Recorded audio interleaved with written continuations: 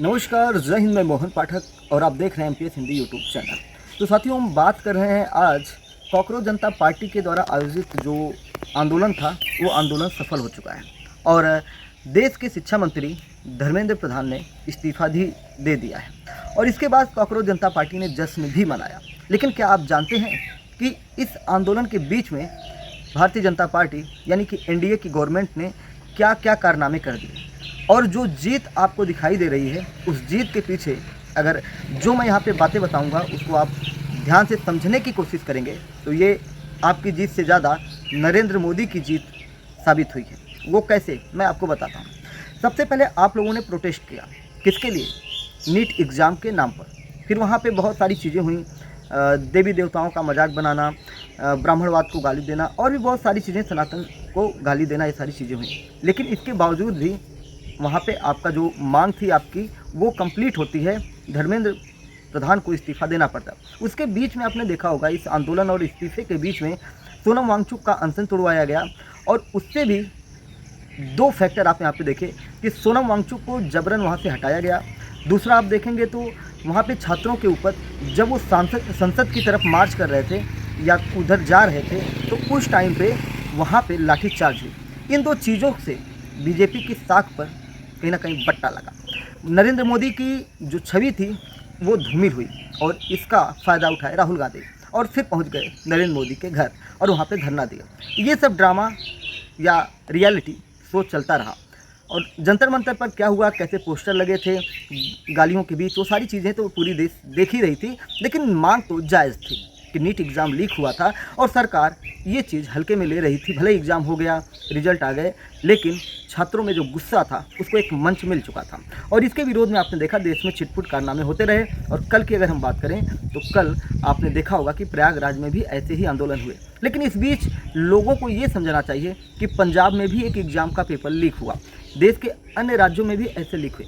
पंजाब के लिए अभी तक कॉकरोच जनता पार्टी ने आंदोलन नहीं शुरू किया। और साथ ही साथ देखिए, जब जंतर मंतर पर किसी एक व्यक्ति ने पूछा कि पंजाब में भी पेपर लीक हो गया है तो जो सीजेपी के कोर लीडर टीम है वो उनको मना करती रही कि हम बाद में चर्चा करेंगे, बाद में चर्चा करेंगे। तो ये भी वीडियोस देश के सामने आया, इससे सीजेपी को कहीं ना कहीं बहुत ज़्यादा छवि उसकी नुकसान हुई और ये पता चल चुका कि ये एक प्रायोजित कार्यक्रम था। लेकिन इसके बीच में जो मैं आपको यहाँ पर बताने की कोशिश कर रहा हूँ, इसके बीच में ये हुआ कि बीजेपी ने, टीएमसी हुआ, शिवसेना हुआ और भी कई दल हुए, इन दलों के सांसदों को अपने पाले में खींचने में कामयाब रही। जो बहुमत का आंकड़ा बीजेपी के पास नहीं था वोटिंग के लिए, वो आंकड़े अब इनके पास हो गए। भले वो वोटिंग दें या वोटिंग के अधिकार से वंचित हो जाए, अगर वोटिंग देने का मौका दे रही है पार्लियामेंट तब भी बीजेपी को फ़ायदा, नहीं दे रही है तब भी बीजेपी को फ़ायदा, क्योंकि नहीं दे पाएगी तो वोटिंग कम पड़ेगा और बीजेपी के पास ज़्यादा सांसद हैं। और मौका दे दिया वोटिंग के लिए तो ये उनके पाले में जा चुके हैं। तो इन चीज़ों को आप देखिए तो आने वाले दिनों में आप देखेंगे वन नेशन वन इलेक्शन के लिए परिसीमन पहले करवाया जाएगा। भारत में परिसीमन करवाने के लिए एक बिल आएगा और पूरे भारत में परिसीमन होगा, जिससे देश में सीटों की संख्याओं को बढ़ाया जाएगा। एक तरीके से सर्वे होगा और उस सर्वे के बाद आप देखेंगे तो हर राज्य में, हर विधानसभा में, हर लोकसभा में एक एक नई विधानसभाएं बनाने की कोशिश की जाएंगी, क्योंकि परिसीमन के बाद जनसंख्या जिस प्रकार से बढ़ी है, जनसंख्या के आधार पर, क्षेत्र के आधार पर वहाँ पे ये चीज़ें होंगी। और अगर ये कार्यक्रम कंप्लीट हो जाता है तो आने वाले 30-40 सालों तक एनडीए की गवर्नमेंट को कोई रोक नहीं पाएगा, क्योंकि वो उसी प्रकार से परिसीमन होगा जिसमें उनको ज़्यादा लाभ हो। और लाभ का मतलब जहाँ पे उनके वोटिंग परसेंटेज ज़्यादा होंगे वो क्षेत्र अलग कर दिया जाएगा, जहाँ पे वोटिंग परसेंटेज उनके कम होंगे वो क्षेत्र अलग कर दिया जाएगा। यानी कि सब मिला जुला कर आने वाले दिनों में बीजेपी को लगातार जीत मिलती रहेगी। और ये खेल ना राहुल गांधी समझ पाए, ना अखिलेश यादव समझ पाए, ना अरविंद केजरीवाल समझ पाए, क्योंकि इन लोगों के दिमाग में तो पहले क्या था, इन लोगों के दिमाग में था कि हमें छात्रों को किसी तरह उकसाना है, भड़काना है और फिर देश में ऐसी एक माहौल तैयार कर देना है जिससे कि सरकार झुक जाए। लेकिन समय बीतता गया और बीजेपी ने क्या किया, नरेंद्र मोदी ने क्या किया कि इन लोगों को पीक पे जाने दिया। और जो अलग अलग मांगे थी, बीच में तो नितिन गडकरी की भी इस्तीफे की बात हो रही थी, E20 एथेनॉल वाले मुद्दे पर प्रधानमंत्री के खिलाफ लगातार बयानबाजी चल रही थी। लेकिन जब ये आंदोलन चलता रहा तो तो जितने भी विरोधी दल के लोग हैं वो एक मंच पर आ गए और सबकी एक मांग थी कि हमें धर्मेंद्र प्रधान का इस्तीफा चाहिए।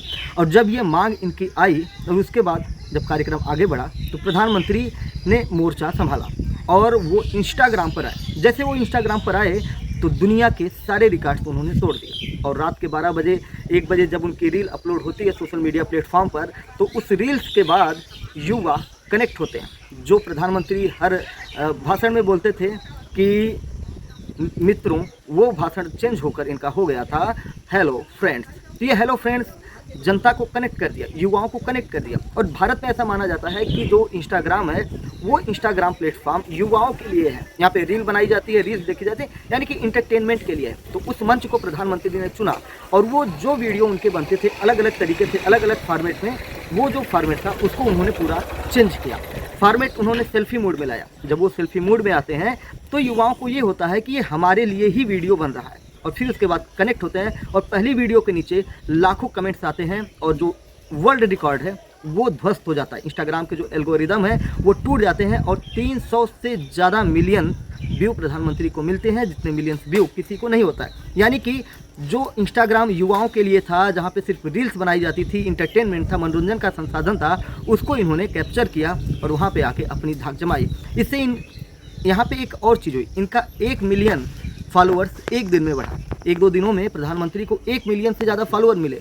इससे उनकी लोकप्रियता का अंदाज़ा लोगों को लगा। यानी कि सारे जो माहौल थे उनको इन्होंने कैप्चर कर लिया।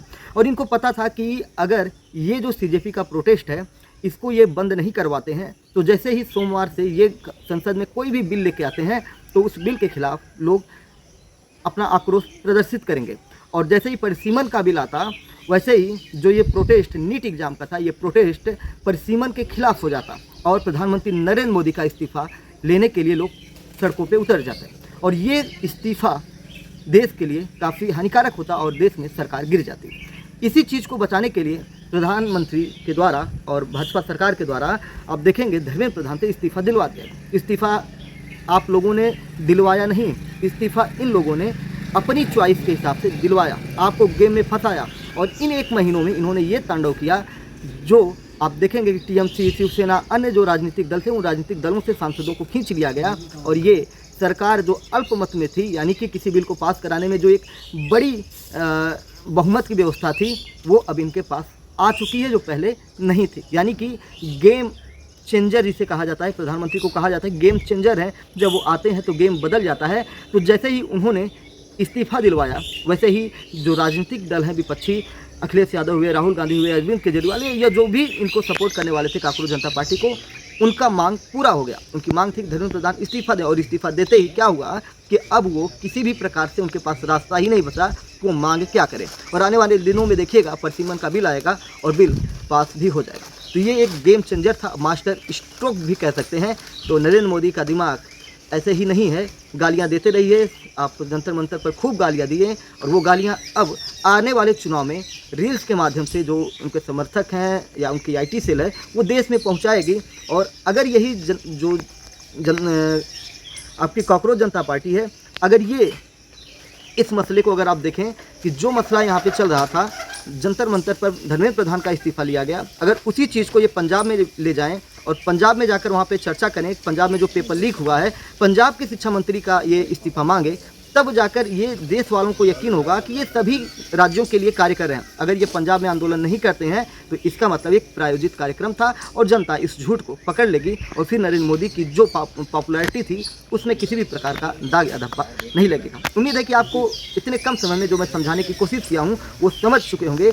तो ये इस्तीफ़ा नहीं था, ये इस्तीफ़ा दिलवाया गया सरकार के द्वारा खुद। एक तरीके से 2 कदम पीछे हटके 4 कदम आगे जाने की तैयारी। नमस्कार, भारत माता की।